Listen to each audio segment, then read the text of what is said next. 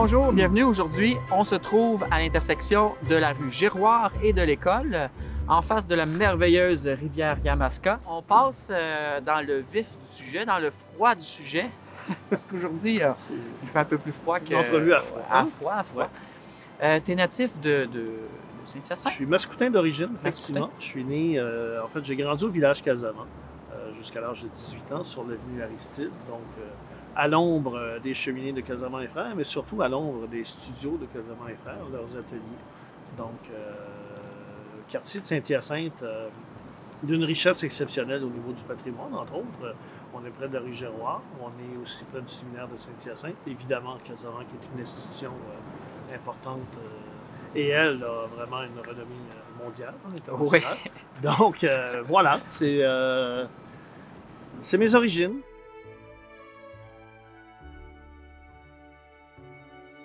T'es allé dans quelle école à Saint-Hyacinthe? Ben, j'ai fréquenté le séminaire de Saint-Hyacinthe et la polyvalente Hyacinthe-Delorme. Oui.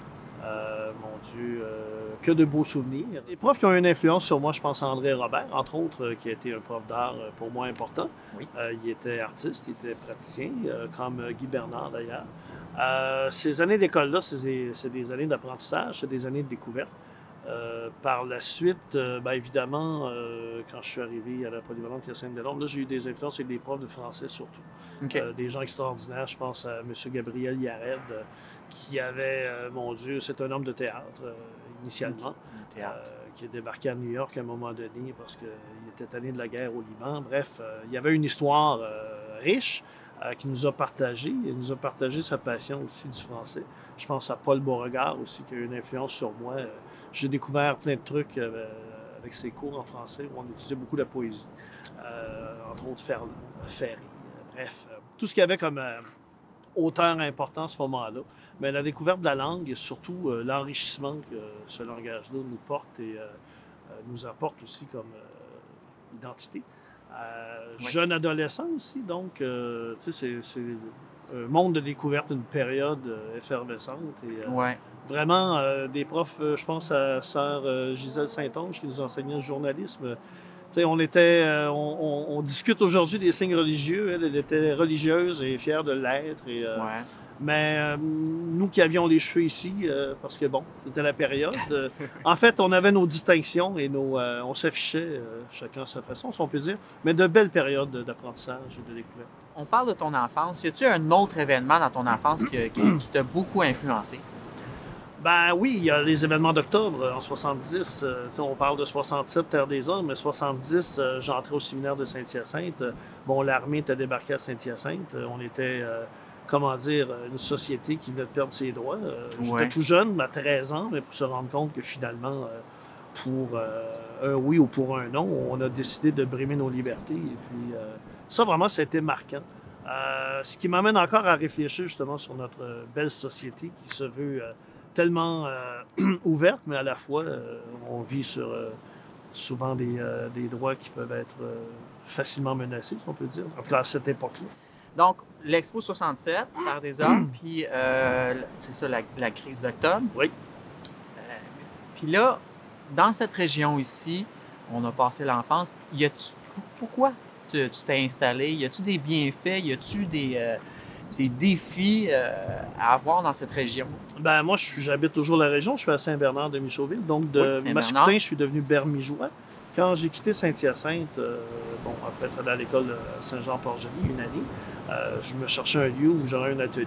Un atelier, oui. Et dans le fond, le but, c'était de me trouver un espace et un lieu de vie où je pourrais construire. En fait, avoir un lieu pour créer. Parce que ça prend de la place, comme être sculpteur.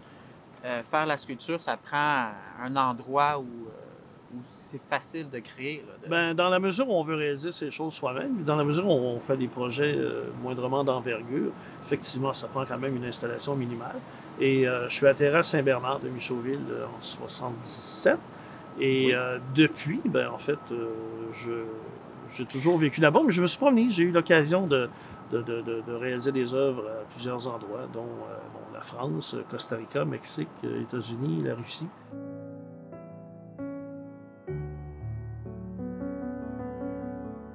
Alors présentement, on est au Centre des Arts. près de la sculpture de Claude, qui ressemble un peu à ça même. C'est l'effet que ça t'a fait tantôt quand Ah ouais, tu t'y es confronté. Elle m'a fait ressurgir cette émotion. Alors, c'est ça qu'elle exprime. Cette œuvre-là, Perséide, évidemment, on est dans un centre d'art ici, Oui, centre de spectacle, en fait, le Centre des arts Juliette Lassonde. Donc, un projet d'envergure pour la ville de Saint-Hyacinthe comme centre de diffusion. oui, Et pour célébrer les 20 ans de la Société de diffusion de spectacle, bien, en fait, on m'a commandé une œuvre qui voilà. L'idée de mouvement, encore une fois, mais Perséide aussi, ce sont ces étoiles filantes qui nous tombent du ciel et qui, chaque soir ici, brûlent les feux de la rampe, brûlent les planches aussi. oui. Donc, c'est un petit peu cette approche, mais à la fois dans un concept d'aménagement où on est dans un environnement qui est tout à fait minéral. Oui. Bien sûr, il y a de la végétation ici, il y a des rosiers, quelques plantations, mais On parle de l'architecture. l'architecture. Et dans le fond, moi, je voulais faire une rencontre dans cet espace-là, mais évidemment en lien et avec l'activité des lieux. Donc, quand on parle d'intégration d'art à l'architecture, c'est de voir quelle est l'utilisation des lieux, quelle en est la définition. Puis au niveau de la signature architecturale, bien, évidemment, on est en présence d'un édifice qui est tout à fait magnifique. Oui.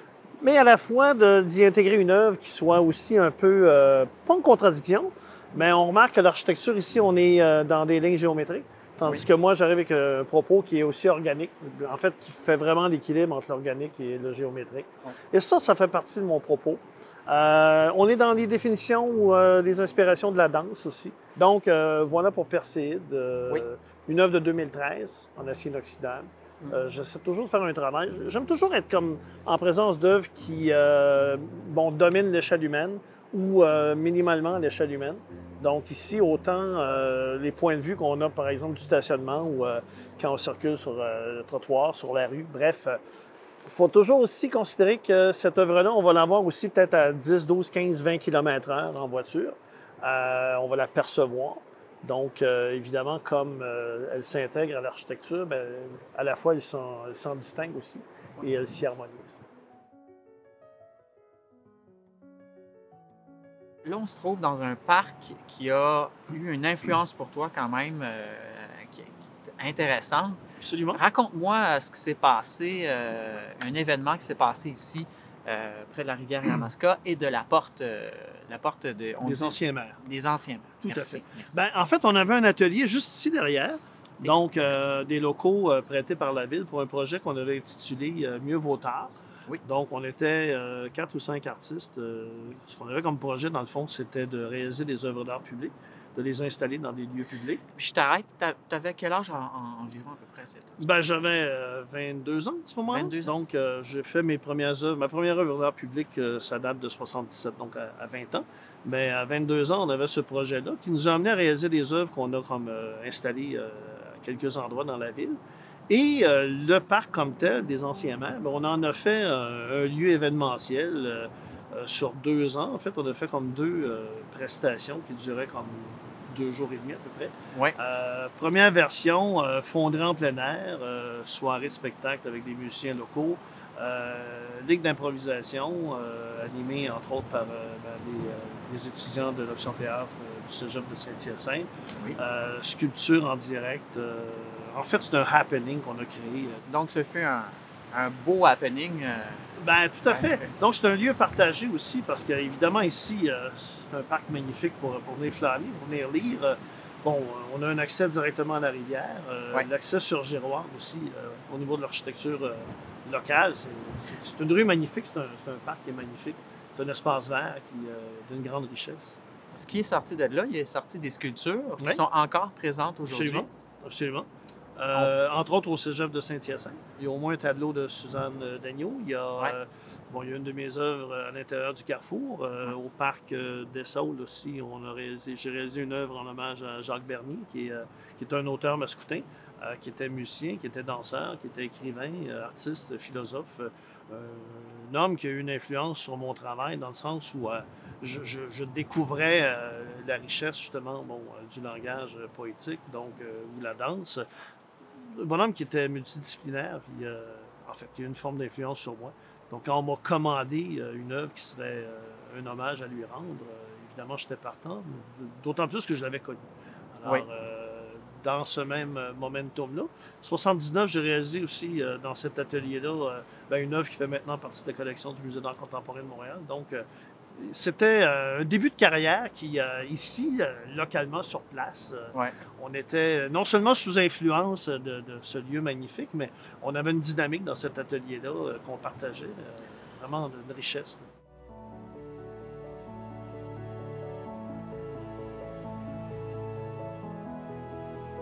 Alors, on parlait d'histoire tout à l'heure avec la porte des anciens maires, mais je vous présente Paul Foisy, qui travaille au Centre d'histoire de Saint-Hyacinthe. Bien ça. As-tu quelque chose en particulier que tu aimerais savoir à propos de la porte des Moi, ce que mers? je connais de la Porte des Mers, c'est un hommage aux anciens maires, mais c'est Oui. aussi une signature visuelle importante à Saint-Hyacinthe. Tu sais, si on parle vraiment d'une carte postale qui décrit Saint-Hyacinthe la jolie, on a beaucoup identifié la Porte des Mers comme étant un symbole. D'où ça provient, dans le fond, c'est le maire Tédé Bouchard, Télésphore Damien Bouchard, qui, à l'époque, en 1927, lui, il faisait partie de l'Union des municipalités du Québec, l'Union des municipalités du Canada. Donc, il était très au fait de l'ouverture des municipalités envers l'accès au plein air. Ah, OK. Hein, pour les municipalités, c'était important de donner accès au plein air. Donc, il a entrepris un programme de revitalisation des parcs de Saint-Hyacinthe. OK. Et ça coordonnait avec l'anniversaire, le 100e anniversaire de naissance de Georges Casimir Dessolles. Quand même. Georges Casimir Dessolles, c'est, dans le fond, fils du seigneur Jean Dessolles. C'était un homme d'affaires, un politicien. Il était maire de la ville pendant près de 25 ans, en deux termes de 12 et 13 ans à peu près. Homme d'affaires, un des fondateurs de la Banque du Canada. C'est lui qui était un industriel où il y avait la Penman avant. Dans le fond, il y avait le centre manufacturier. Il appelait ça comme ça. C'était lui le promoteur de ça. En 1927, il a eu 100 ans. Il était sénateur à cette époque-là. Donc, Tédé Bouchard, pour saluer toute sa participation à la vie communautaire, à la vie civile de Saint-Hyacinthe, a proposé d'ériger une porte en son honneur, mais une porte qui rendrait hommage aussi aux anciens maires. OK. Donc, ce qu'on comprend, c'est qu'en 1927, déjà, on a une volonté d'inscrire quelque chose dans l'histoire en érigeant un monument historique. Il est non pas historique parce que ça fait longtemps qu'il est érigé, mais il est historique parce qu'il était fait comme ça. Mhm. On a indiqué, rendu hommage aux anciens maires. À cette époque-là, il y en avait 11 avant Tédé Bouchard, je crois bien. Puis, on a inscrit des éphémérides de l'autre côté. En haut, dans les sculptures de ciment, on voit vraiment un coq. C'est pour justement nous rappeler les origines françaises de Saint-Hyacinthe. OK. Hein? Puis il y a une devise, oublier ne puis, qui vient nous dire de ne pas oublier qu'on est capable de se relever des grands défis, des grandes catastrophes. Dans le fond, c'était la devise qui a été adoptée après le grand feu de 1976. OK. Alors, quand ils ont érigé ça, le 29 septembre 1927, la ville de Saint-Hyacinthe a décidé de donner congé civique à toute la population. OK. Un demi-congé civique, donc l'après-midi a été chômé. La ville a été arrêtée, c'était un congé, pour qu'il y ait le plus de gens possible qui puissent venir assister à cette célébration-là. OK. À ce moment-là, bien sûr, on n'a pas dévoilé la porte des mers, on a dévoilé les plaques de bronze qui rendaient hommage justement aux maires. Mais c'est une belle pièce, monument historique, puis c'est symbolique, c'est qu'à l'époque, on est à l'autre bout de la ville, Mhm. hein, complètement à Côté l'ouest ouest. de la ville. La ville s'arrête avec l'aqueduc qui est situé là, les magnifiques maisons de la rue Giroir. Donc, on érige une porte, dans le fond, pour dire bienvenue à ceux qui arrivent à Saint-Hyacinthe. Tu sais, c'est un haut lieu symbolique, une belle porte avec un contenu historique. Donc, c'est un des premiers gestes à caractère historique que la ville de Saint-Hyacinthe a posé pour dire, ben oui, notre histoire est importante. On est dans les premiers balbutiements de l'art public, finalement. Tu sais, mis à part l'architecture, qui est très religieuse à ce moment-là, ici, Oui. à Saint-Hyacinthe, on a quelque chose ici qui est civique, Oui. qui représente vraiment là, des gestes de C'est la ça. population mascoutaine, Exact. l'engagement des mascoutins aussi. Exactement. les dirigeants. Elle a été dessinée par René Richer, Oui, un architecte mascoutin là, Très important. qui a dessiné l'agrandissement de l'hôtel de ville, l'école René-Saint-Pierre, l'aréna LP Gaucher. Et ça a été réalisé par l'entreprise Paquet et Godbout, là, qui fabriquait des églises, puis qui était aussi travaillait dans l'ébénisterie. Un constructeur. Oui, un constructeur. Donc, ce qui est intéressant, c'est lors de cette journée-là, du 29 septembre 1927, c'est comme la journée chômée, mais c'est qu'il y a une réception à l'hôtel de ville avec tous les notables qui étaient là. Et on fait une parade dans les rues de la ville pour s'en venir ici. Alors, lors de la parade avec M. Georges Casimir Dessol, qui est la vedette du jour, bien, il y a plein de monde dans les rues pour voir passer, puis tous les gens suivent, puis s'en viennent ici. Alors, il y a une grande foule pour assister là, à la cérémonie protocolaire qui se déroule ici. Et en soirée, bien, on va festoyer là, au Grand Hôtel.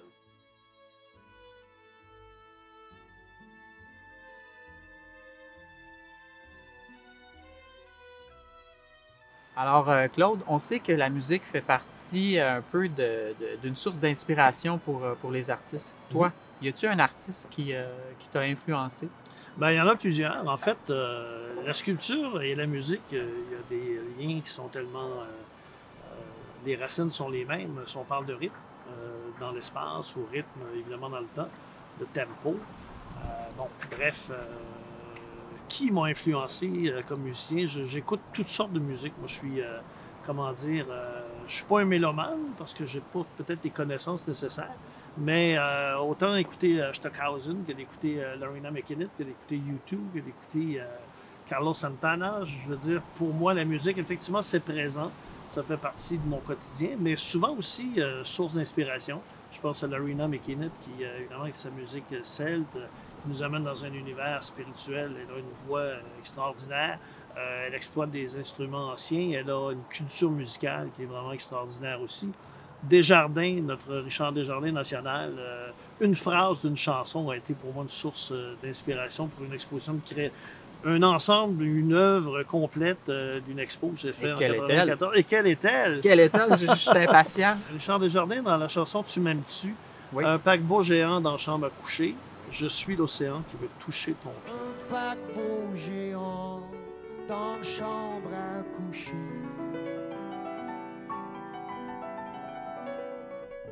Je suis l'océan qui veut toucher ton pied. Moi, l'immensité de cette courte phrase, ces deux courtes phrases-là, tu imagines cet océan qui veut toucher le pied du paquebot qui est géant, c'est complètement incroyable. Et ça m'a fait, toute la production de l'expo que j'ai fait à Expression, Centre d'exposition de Saint-Hyacinthe en 1994. 94. C'est cette chanson-là, c'est cette phrase de cette chanson-là qui a été l'élément déclencheur. Alors, on parlait de poésie tantôt, ce que ça peut nourrir, ce que ça peut rendre fascinant comme image, comme exploration. Ben, cette chanson-là, pour moi, cette phrase-là principalement, c'était une source vraiment totale. Comment ça s'est transposé dans tes œuvres? Comment ça s'est traduit? Oui, hein? comment ça s'est traduit? Comment tu l'as exprimé? En fait, c'était une exposition qui était présentée, bon, Expression, Centre d'exposition de Saint-Hyacinthe, qui est déjà une salle magnifique en soi. Donc, c'est une série d'œuvres monumentales à travers lesquelles, évidemment, circulait là, le public. Donc, cette immensité là, du paquebot géant et de l'océan qui va toucher ton pied, dans le fond. Donne-moi un exemple là, d'une œuvre que tu as fait. Qu'est-ce que tu as fait, puis sa signification? Ben, j'avais dans cette expo-là, entre autres, un triptyque d'œuvres monumentales. Ouais. Donc, le rapport entre la monumentalité OK. et l'espace, L'immensité. et la sensibilité et l'immensité aussi. De l'océan qui arrive. Tout à fait, qui veut te toucher. Est-ce qu'on se laisse toucher par l'émotion? Bon, bref, c'est ce que ça questionnait. Et le rapport entre captivité et mouvement, évidemment, c'est deux antagonistes, on s'entend. Donc, d'avoir des éléments qui sont statiques, mais qui en même temps évoquent le mouvement. On s'alignait tranquillement pas vite vers la danse, finalement, à ce moment-là. Si je fais un peu de rétrospective là, dans ma réflexion, mais c'était peut-être plus statique à ce moment-là que ça l'est devenu. Puis tu dis que ça s'est transporté en Abitibi, là où là où Desjardins ben a grandi, effectivement. Oui, j'ai eu la chance de présenter cette expo-là. Entre autres, j'ai fait l'ouverture de la Maison de la culture d'Amos. Donc, c'était la première exposition qui était présentée là-bas. Je me souviens d'avoir installé l'expo puis en hiver. Est-ce que tu espérais que Desjardins viennent peut-être voir Ben, Desjardins de Rouyn-Noranda, il était peut-être à ce moment-là à Montréal. Bref, j'ai eu l'occasion de le rencontrer à un moment donné, quelques années plus tard. Mais... Donc, la musique qui t'a apporté à faire une exposition complète avec seulement 2 phrases? Oui, 2 phrases, mais qui ont été la source d'une création, d'un ensemble d'œuvres qui constituaient l'exposition, entre autres.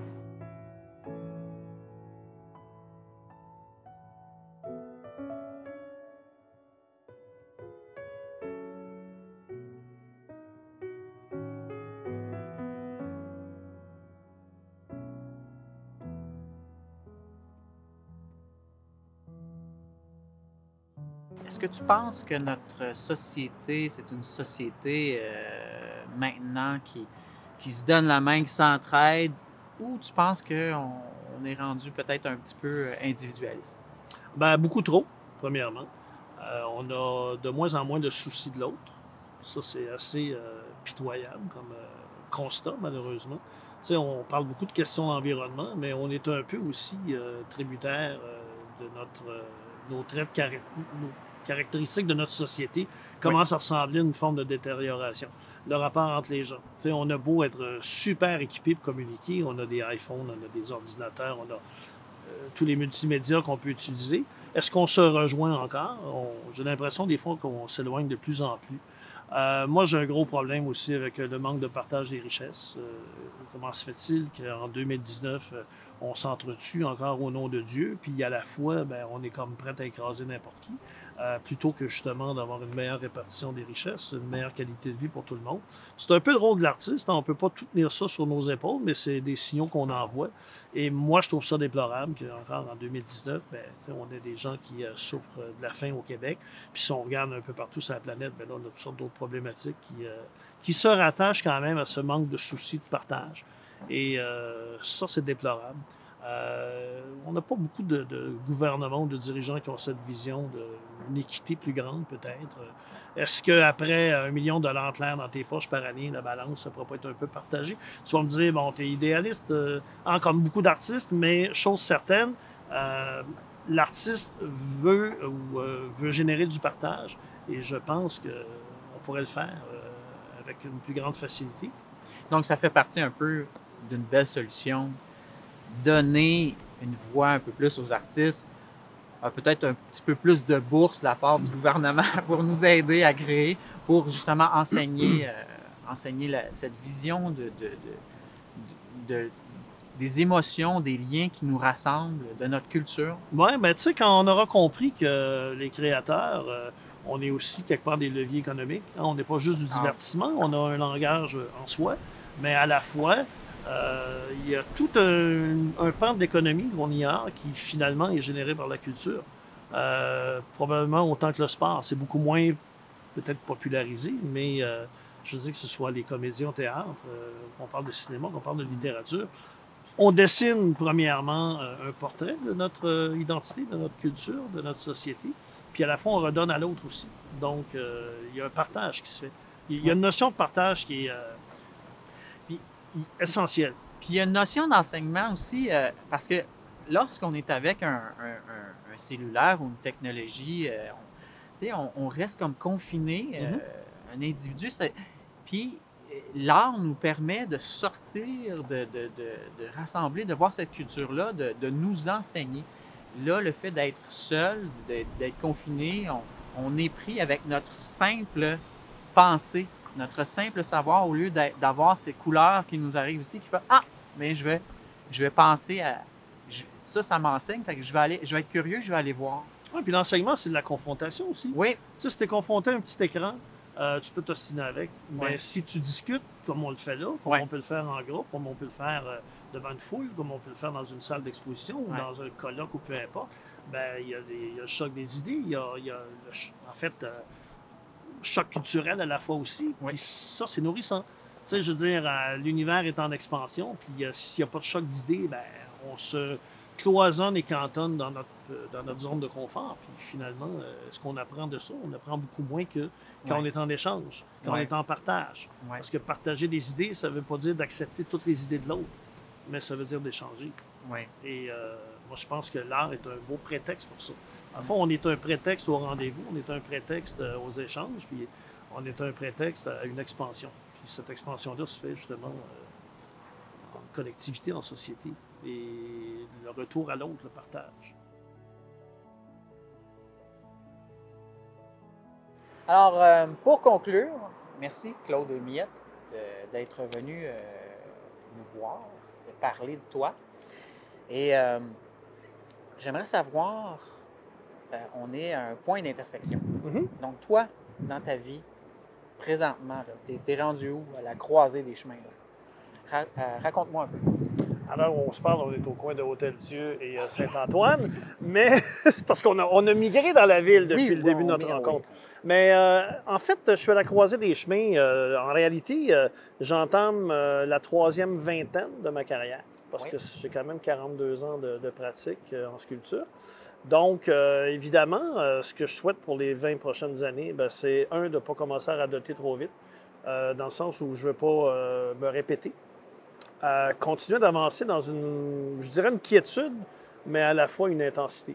Moi, travailler avec ces matériaux-là, envahir l'espace public, partager ces lieux-là, ça fait partie de mon plaisir. Puis, en réalité, ce que je peux souhaiter, c'est que, comme je l'ai vécu plus jeune, parce que j'ai eu des influences, je parlais de Terre des Hommes tantôt, mais je n'ai pas parlé des rencontres que j'ai faites avec des œuvres de Ulysse Comtois, de Jordi Bonnet, de Armand Vaillancourt, d'Alexandre Calder.